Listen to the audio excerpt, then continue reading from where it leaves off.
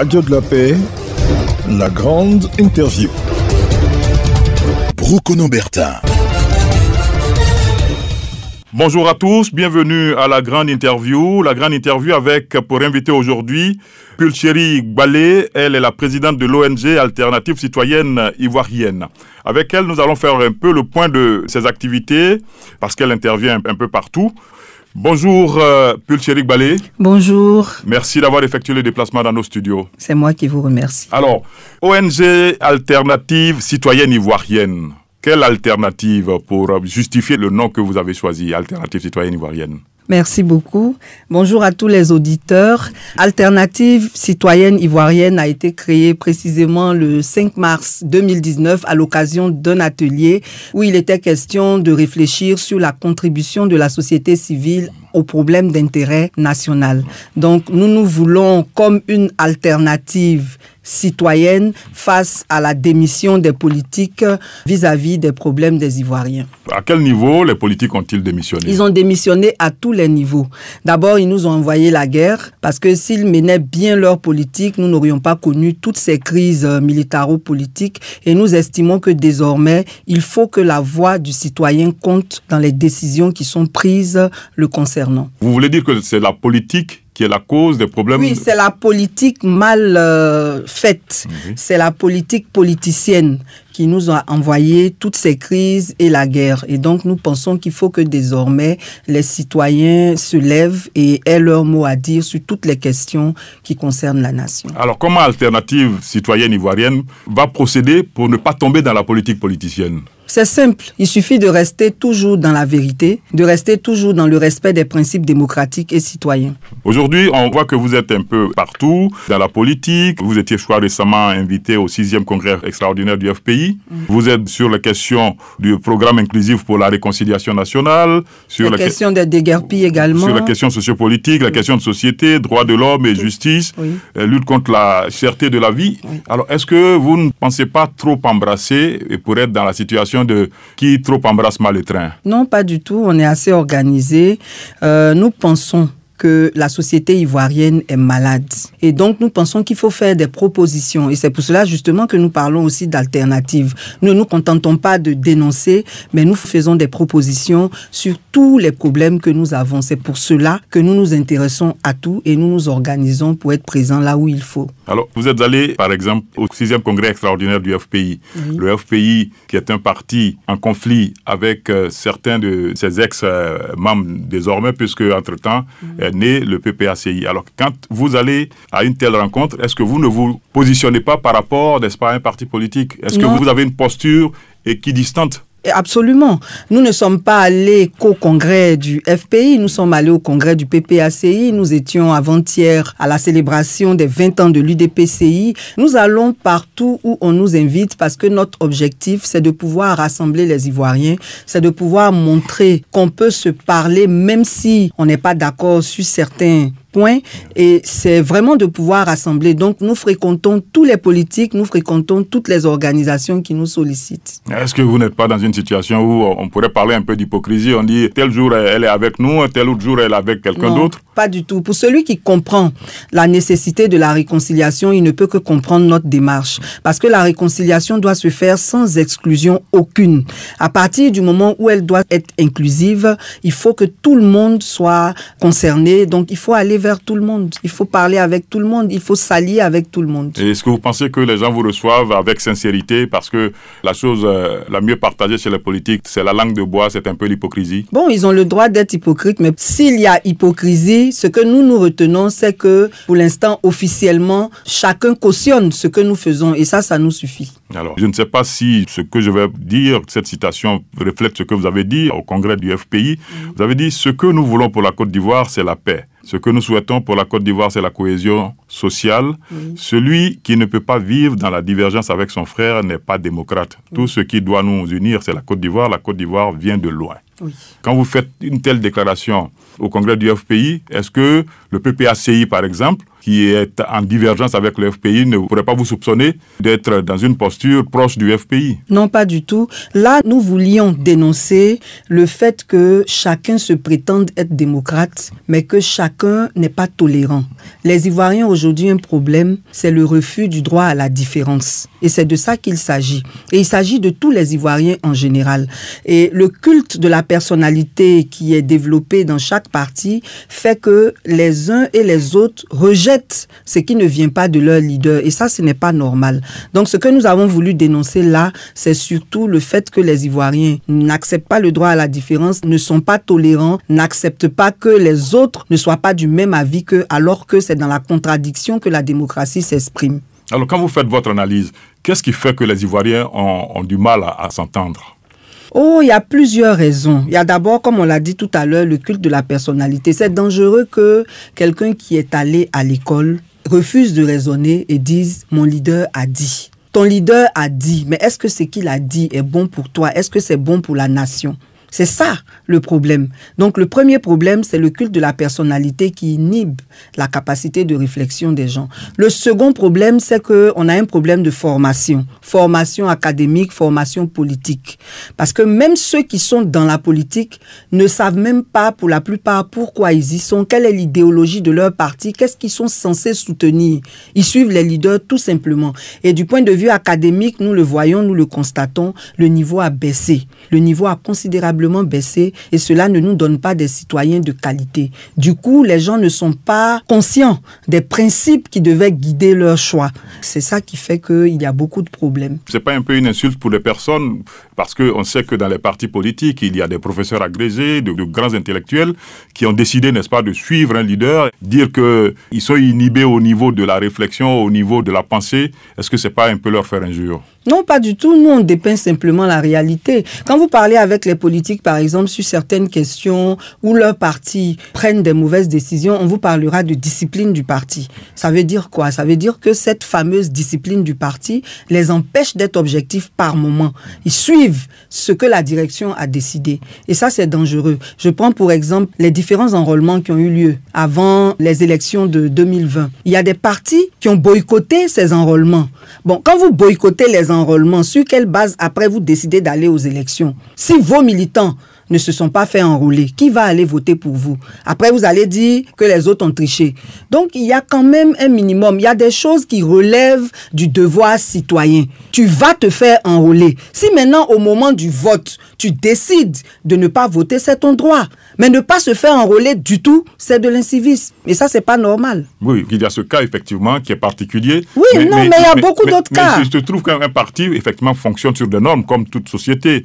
Vous, à ACI, Alternative citoyenne ivoirienne, vous avez vos statuts, vos règlements intérieurs. Donc, quelqu'un ne peut pas agir en dehors, n'est-ce pas, de ces textes-là? Oui, en principe. Du coup, mais est-ce que dans leur texte, c'est inscrit qu'il faut boycotter les devoirs citoyens? Non. Ça, ce sont des décisions ponctuelles qui se prennent. Oui, mais justement, ces décisions ponctuelles doivent être en conformité avec les principes démocratiques. C'est ce que nous disons. Donc, aujourd'hui, vous avez entamé ce que l'on appelle le programme national inclusif pour la réconciliation nationale. Oui. Alors, dans ce panier-là, qu'est-ce qu'on retrouve? D'abord, avant de vous dire ce qu'on retrouve dedans, c'est de préciser que justement l'hypocrisie à laquelle vous faisiez allusion tout à l'heure fait que la plupart des politiques parlent de réconciliation, mais parallèlement, ils ont des comportements qui vont à l'encontre de cette réconciliation.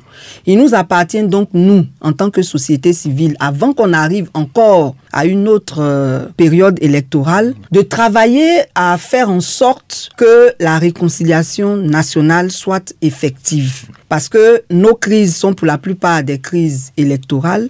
Et là, nous sommes à 4 ans de 2025 et nous ne voyons pas concrètement ce que les politiques de tous les bords nous proposent pour qu'on aille à la réconciliation. Ce que nous constatons, c'est surtout tout ce qu'ils font pour diviser davantage les Ivoiriens, pour accroître la fracture sociale. Et donc, nous, à travers ce programme, nous voulons prendre la responsabilité d'essayer de créer un cadre pour que tous les Ivoiriens puissent se parler et définir ensemble une démarche qui nous mène à la réconciliation. En 2019, on a demandé au chef de l'État d'organiser un dialogue inclusif Ça n'a pas été effectif jusqu'aujourd'hui. Donc, nous voulons nous-mêmes prendre la responsabilité de rassembler les Ivoiriens pour proposer une stratégie consensuelle qui nous permette d'aller à la réconciliation. Alors, rassembler quels Ivoiriens? Est-ce que vous pensez que la société civile aujourd'hui a l'étoffe pour rassembler les Ivoiriens? Mais bien sûr, oui. Bien sûr, puisque en principe, la société civile est à équidistance de tous les partis. Et comme les partis sont divisés, et comme aucun parti ne prend la responsabilité de mener cette démarche, il appartient à la société civile qui n'a de problème avec aucun parti d'aller vers ces partis pour dire, bon, nous, on veut organiser quelque chose pour que nous puissions nous parler. Venez et qu'ensemble, nous élaborions une stratégie consensuelle pour la réconciliation. Mais la société civile sur laquelle pèse une suspicion légitime, parce qu'on sait qu'il y a des organisations de la société civile qui sont proches de tel parti, de tel courant, de gauche ou de droite. Non, ça c'est des vues de l'esprit en réalité. Pour ce qui nous concerne, nous ne sommes proches de personne. Nous travaillons pour la Côte d'Ivoire. Il s'est trouvé qu'à un moment donné, nos prises de position ont coïncidé avec celles de l'opposition.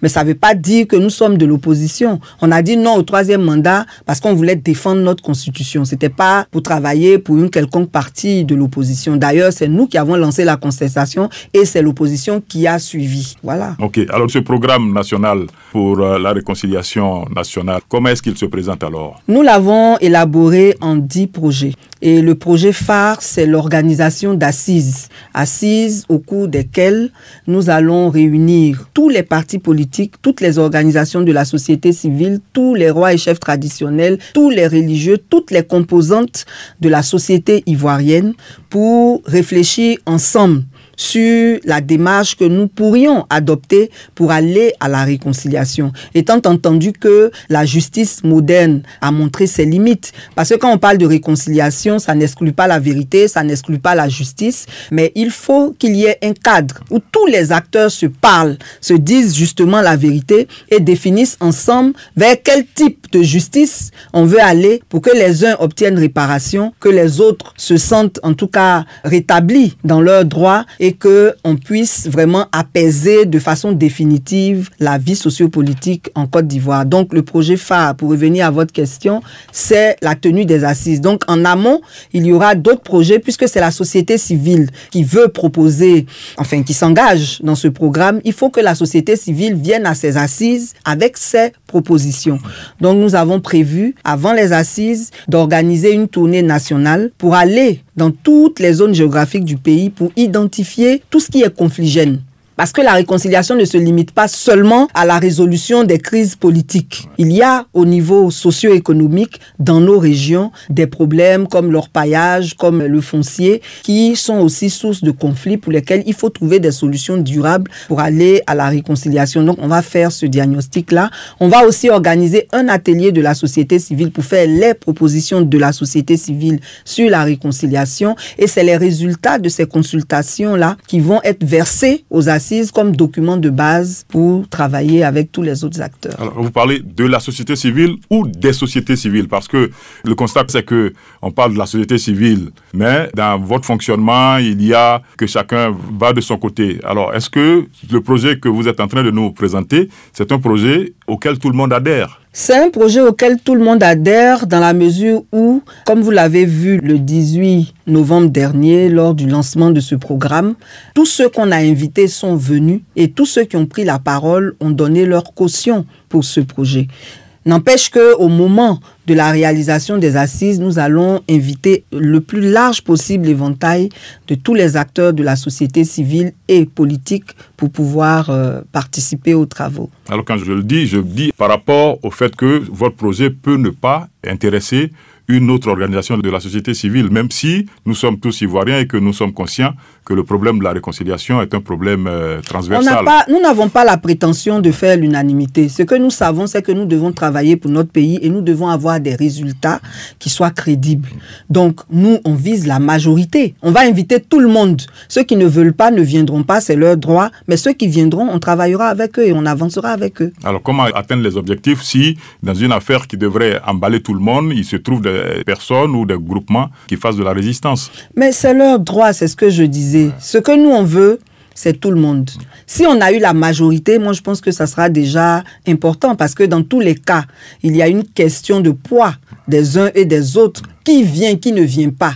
Si ceux qui viennent ont du poids, sont significatifs dans notre espace politique et social, ce sera l'essentiel pour nous. Au niveau des partis politiques, bon, le problème peut ne pas se poser, peut-être par courtoisie. Mais les organisations de la société civile, il y en a des milliers, il y en a, je ne connais même pas le nombre exact, mais il y a des organisations qui sont quand même représentatives des autres. Vous avez par exemple la Convention de la société civile ivoirienne, qui est la première fêtière de la société civile qui regroupe plus de 170 organisations, qui est déjà favorable pour travailler avec nous. Vous avez l'OIDH, vous avez beaucoup d'autres organisations de la société civile, on a vu Aube Nouvelle.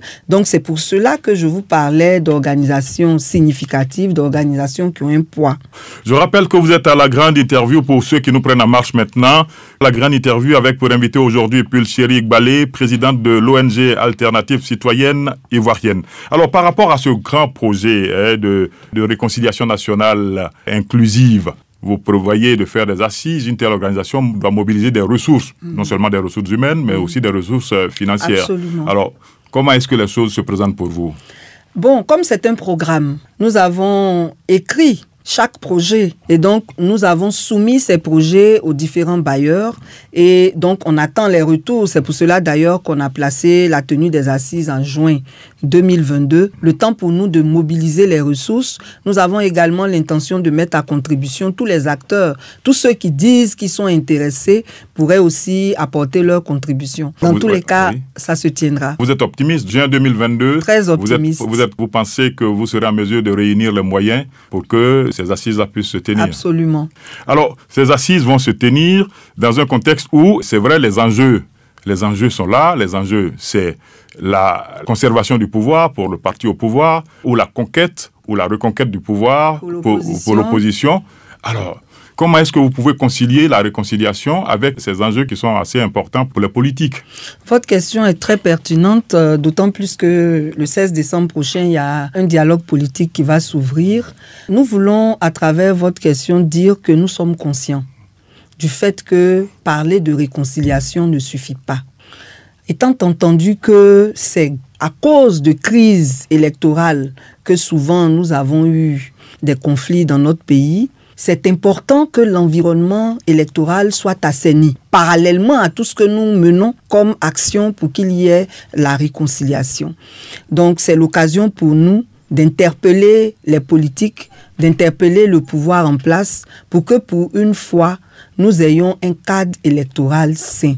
Depuis le cadre législatif, le cadre institutionnel et le cadre opérationnel. Là, par exemple, ils sont en train d'organiser le recensement général de la population, qui est pratiquement en train d'être bâclé, ce qui n'est pas normal. Alors que le RGPH est un outil d'aide à la décision pour le développement, mais c'est aussi sur ces résultats qu'on devrait en principe se baser pour redéfinir le découpage électoral. Mais si le RGPH est bâclé, c'est évident. Bâclé par qui? Mais par les organisateurs, c'est le ministère du Plan qui organise. Comment on peut concevoir en 3 semaines? On a là, maintenant, ils ont prolongé à 1 mois. Donc, normalement, c'est fini le 7 décembre. Mais en 1 mois, on ne peut pas avoir des résultats crédibles quand les agents recenseurs eux-mêmes n'ont pas les moyens qu'il faut pour travailler. Mais les gens disent que 3 semaines au départ. Oui, après ils ont ajouté 1 semaine. Oui. Mais c'est ce que je dis. Ils ont dit que c'est la norme au plan international. Non, il ne suffit pas de parler de normes. Oui. Quels sont les moyens qui ont accompagné l'opération? Oui. Sur le terrain, on a vu des agents recenseurs qui n'avaient pas de moyens de déplacement. On a vu des agents recenseurs qui n'avaient même pas à manger parfois. Et ça, c'est très grave. Alors qu'on a annoncé qu'on donnerait 150 000 à chaque agent recenseur, on mettrait à leur disposition les moyens de déplacement. Ça n'a pas été le cas.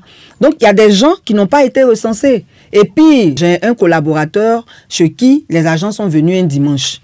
Il leur dit, je vais à l'église repasser. On lui répond, de toutes les façons, nous, on est venus pour la forme. Les résultats, on les connaît déjà. Pour dire qu'ils ne repasseront pas. Et ils ne sont pas repassés. Donc, vous voyez qu'il faut absolument que les politiques jouent leur partition en assainissant le cadre électoral, en faisant en sorte qu'aucune des opérations qui vont dans le sens de l'organisation des élections souffrent de contestation. Donc pour vous, le RGPH, recensement général de la population et de l'habitat. Quel délai souhaiteriez-vous qu'on lui donne? En fait, pour ceux qui sont les professionnels des enquêtes, comme nous autres, je suis sociologue de formation, le problème n'est pas en termes de temps ou de moyens. C'est en termes d'adéquation des deux. On peut faire une enquête en 2 jours et mobiliser 20 000 enquêteurs, comme faire cette même enquête en 20 jours et mobiliser 1000 enquêteurs. C'est une question de normes par rapport au quota, au nombre de fiches qu'on espère par jour. Voilà, c'est ça. Et donc, nous, on a une population d'environ 26 millions d'habitants. Ça a certainement augmenté depuis. Et on met à la disposition de cette opération 28 500 agents recenseurs. Mais le problème, c'est qu'on ne leur donne pas les moyens de travailler. Quand c'est comme ça, le rendement ne peut pas être à la hauteur de ce qu'on espérait. Donc, le RGPH, pour vous, pourrait constituer une bonne base de données pour, par exemple, la confection de la liste électorale. En principe, c'est la base de données. Oui. C'est la base de données. C'est l'INS, l'Institut national de statistique, qui donne les données démographiques pour qu'on puisse établir combien de députés on doit avoir parce qu'il y a tel nombre de populations, ainsi de suite. C'est même la base. Mais le problème, c'est que l'opération a été bâclée. Du coup, les résultats ne sont pas crédibles. Vous parlez certes du RGPH, mais parce que vous évoquez la question des élections, il y a la question de la commission électorale indépendante. Oui. Je sais qu'il y a une de vos associations sœurs qui a interpellé la CEI pour une mise à jour du fichier électoral. Oui, mais c'est pour cela qu'on parlait du cadre législatif, institutionnel et opérationnel. Par rapport au cadre législatif, le point que vous évoquez là, il est très important. Le code électoral prescrit des révisions annuelles. La CEI ne le fait pas. Pourquoi? C'est seulement pendant l'année électorale, à quelques mois des élections, on prend 1 ou 2 semaines pour actualiser les listes. Alors que si on le faisait plus tôt et régulièrement chaque année, il y aurait moins de pression sur l'actualisation de cette liste. Donc ça, c'est un problème. Au plan institutionnel, la CEI est contestée par l'opposition et elle est contestée aussi par la société civile. C'est une organisation de la société civile, la PDH, qui a obtenu la réforme de la CEI. Mais on n'a pas fait de réforme. On a rusé avec le dialogue sur la CEI. On a fait une recomposition. Mais tout ça, ça nous suit. Même le Conseil constitutionnel. Du coup, au plan législatif, on ne respecte pas les textes. Au plan institutionnel, les organisations ne sont pas crédibles. Et au plan opérationnel, là aussi, il y a un problème. Le découpage n'est pas crédible, la liste n'est pas crédible. L'organisation pratique même des élections a des failles qui favorisent les fraudes avec les histoires de transporter les urnes, on peut les brûler, on peut les casser. Bon, enfin, il y a trop de problèmes. Alors donc, face à tous ces problèmes, qu'est-ce que vous pensez que l'État doit faire maintenant? Oui, ce que l'État doit faire, c'est ce qu'il a commencé, mais il faut qu'il le fasse bien. Il a décidé qu'il y aurait un dialogue politique le 16. À ce dialogue politique-là, il faut que les acteurs parlent des vrais problèmes politiques, notamment cette affaire de cadre électoral. Donc, si au cours de ce dialogue, les vrais problèmes sont posés et que les gens s'écoutent réellement et qu'il y a des solutions consensuelles, nous pensons que ça peut contribuer à la paix. Mais si, à contrario, ça se passe comme les dialogues antérieurs qui se sont toujours terminés en queue de poisson, bon, ça ne sera qu'un dialogue de plus sans résultat satisfaisant. Alors, Pulchérik Balé, on vous a suivi ces temps-ci. Je crois que vous vous êtes prononcé au cours d'une conférence de presse. Est-ce que vous appelez conférence de presse mensuelle, oui, dénommée Regard sur l'actualité. Oui. Et au cours de cette conférence de presse, vous avez évoqué un certain nombre de sujets. Je vois quelque part, par exemple, que vous avez demandé la clémence du chef de l'État par rapport, je crois, aux prisonniers du non au 3e mandat. Oui, c'est tout à fait normal. Nous, on a contesté le 3e mandat parce que nous voulions défendre la Constitution qui dit qu'on n'a pas droit à plus de 2 mandats. Maintenant que le 3e mandat s'est quand même fait et que nous, qui étions les leaders de cette contestation, avons été libérés, on ne peut pas comprendre que certains de nos camarades soient encore en prison. D'où la démarche que vous menez? Oui, c'est tout à fait normal. Ce sont des situations pour lesquelles il vaut mieux plaider puisque, bon, dans tous les cas, c'est du bon vouloir du chef de l'État. Non seulement eux, mais aussi ceux de la crise post-électorale de 2010. Si le président Laurent Gbagbo a été acquitté, si son épouse a été amnistiée, si les chefs d'état-major de l'époque sont ambassadeurs, si les ministres de la Défense de l'époque sont libres, pourquoi c'est ceux qui ont obéi à tous ces gens-là qui doivent être toujours en prison? C'est pas logique. Donc ça, c'est des plaidoyers que vous faites à partir d'une tribune. Est-ce qu'il y a une démarche formelle que vous avez menée? Bon, vous savez, on écrit, le Premier ministre jusqu'à présent ne nous répond pas, le président de la République non plus, donc c'est à travers nos conférences seulement que nous pouvons parler pour l'instant. Mais si on a l'occasion de les rencontrer, c'est sûr que on va plaider dans ce sens. Alors, donc vous avez évoqué pas mal de sujets à cette conférence de presse mensuelle-là. Vous avez évoqué la question des audits en cours. Oui, mais bon, on n'est pas allé en profondeur parce qu'il faut parler de ce qu'on maîtrise. La seule chose qu'on a dit, c'était que c'était pas trop tôt, parce que c'est pas aujourd'hui qu'il y a de la malgouvernance dans les administrations. Maintenant, est-ce que ceux qui ont été arrêtés sont les vrais auteurs? Pour avoir fait la prison, nous savons qu'il y a beaucoup de personnes qui sont des boucs émissaires. Les vrais auteurs sont couverts parfois. Donc, on a demandé que les enquêtes se fassent de façon vraiment objective pour que les vrais coupables soient punis par la loi. Mais aujourd'hui, en tant qu'Ivoirienne, la question de la bonne gouvernance pourrait vous interpeller aussi, non? Mais absolument. La mauvaise gouvernance se constate dans tous les secteurs d'activité dans ce pays, malheureusement. Donc, forcément, ça nous interpelle. Sur la question de la cherté de la vie, j'ai lu quelque part que vous aviez rencontré au mois d'août dernier le président de la Fédération nationale des acteurs de commerce de Côte d'Ivoire, Soumaoro Farikou. Oui. À ce niveau-là aussi, comment est-ce que vous pensez pouvoir agir? La question de la cherté de la vie est très complexe, pour la simple raison qu'il y a trop de dysfonctionnements dans toute la chaîne qui détermine les prix. En principe, nous sommes dans une économie libérale. À partir du moment où nous sommes dans une économie libérale, on ne devrait pas avoir de monopole. Mais quand un opérateur a le monopole du riz, vous comprenez qu'il y a un problème. Donc, nous nous sommes dit que ce n'était pas une question qu'il fallait traiter à la légère. C'est facile de se lever pour manifester, mais sur certaines questions, il faut aller sur des aspects purement techniques. Donc nous avons approché les commerçants pour chercher à comprendre quel est le problème de chaque filière. Il y a des filières où on vous dira on est débordé par les taxes, par la douane, donc on est obligé de répercuter cela sur les prix des produits. Mais quand c'est comme ça, c'est au ministère du Commerce qu'il faut s'adresser, c'est à ceux qui gèrent la douane qu'il faut s'adresser, c'est pas aux commerçants, parce que lui aussi, il faut qu'il fasse des marges bénéficiaires pour assurer aussi sa propre survie. Donc, nous avons approché la Fédération des acteurs du commerce pour comprendre le problème de chaque filière. Il y a le bétail, il y a le riz. En tout cas, il y a tout ce qui est offert aux consommateurs.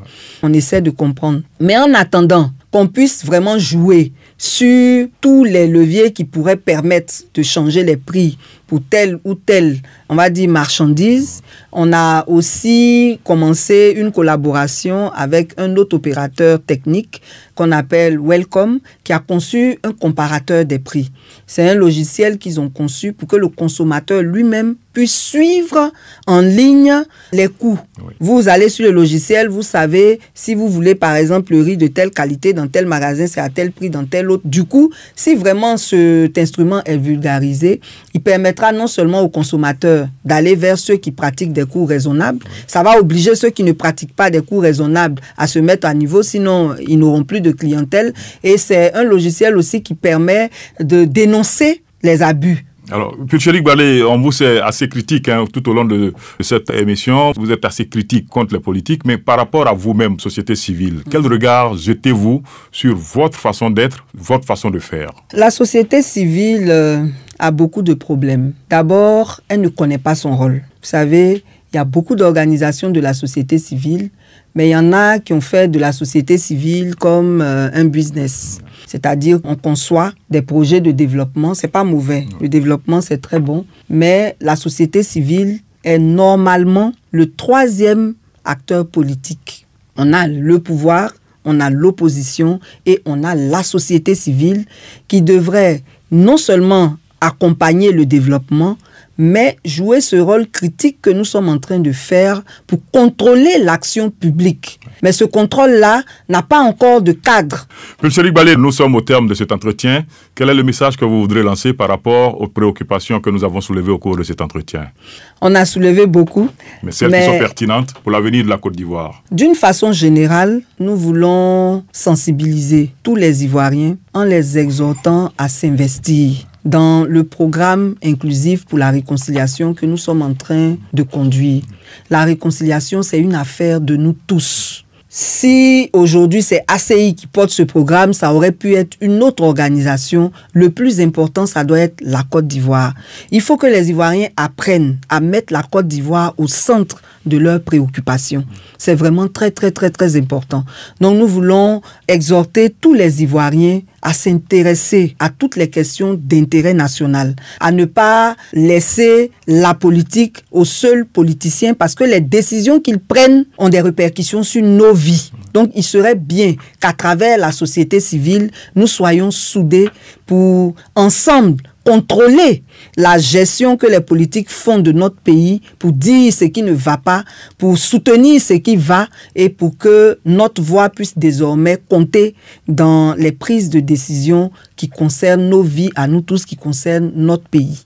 Donc vraiment que les Ivoiriens s'intéressent beaucoup plus à leur pays, qu'ils développent aussi le civisme. C'est vraiment important. Il y a trop d'incivisme. On n'a pas eu le temps d'en parler, mais vous voyez bien ce qui se passe à l'école aujourd'hui. Tout ça, c'est dû à l'incivisme. Mais en fait, cet incivisme-là se manifeste malheureusement depuis le sommet jusqu'au bas. Donc, il y a une rééducation des Ivoiriens à faire. Il faut que vraiment on se discipline, il faut qu'on respecte nos lois, il faut qu'on respecte les autres, il faut qu'on apprenne à accepter que l'autre soit différent de nous, mais que ce qui nous rassemble, ça soit la Côte d'Ivoire. C'est vraiment important. Pulchérik Baldé, je vous remercie. Merci à vous aussi. La grande interview avait pour invité aujourd'hui donc Pulchérik Baldé, président de l'ONG Alternative Citoyenne Ivoirienne. Pour aujourd'hui, c'est terminé. Technique Antoine Kwasi. Bonne journée à tous. Brokono Bertin.